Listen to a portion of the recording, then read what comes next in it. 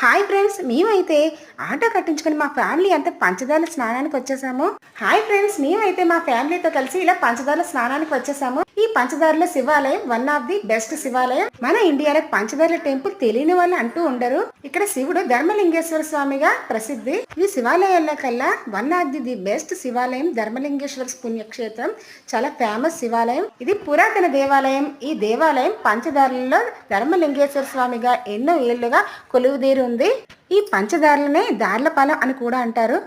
ఇలా వరాహం నోట్లోంచి వచ్చే నీటిలోని అందరూ స్నానం చేసి పవిత్రులవుతారు. ఇక్కడ 12 దాటిన తర్వాత ఈ నీళ్ళలోని కాశీగంగా కలుస్తుంది అని అందరి నమ్మకం. కార్తీక మాసంలో వనభోజనాల టైంలో ఇక్కడికి వచ్చిన వాళ్ళందరూ ముందుగా స్నానం చేసి కొండపైన ఉన్న ధర్మలింగేశ్వరుని దర్శనం చేసుకొని అందరూ చెట్టు కింద కూర్చొని వన భోజనాలతో ఎంజాయ్ చేస్తూ ఉంటారు. పిల్లలు పెద్దవాళ్ళు కూడా. కార్తీక మాసంలోని వన భోజనాలకు వచ్చిన వాళ్ళు ముందుగా ఇక్కడ స్నానం చేసి కొండపైన పుట్టిన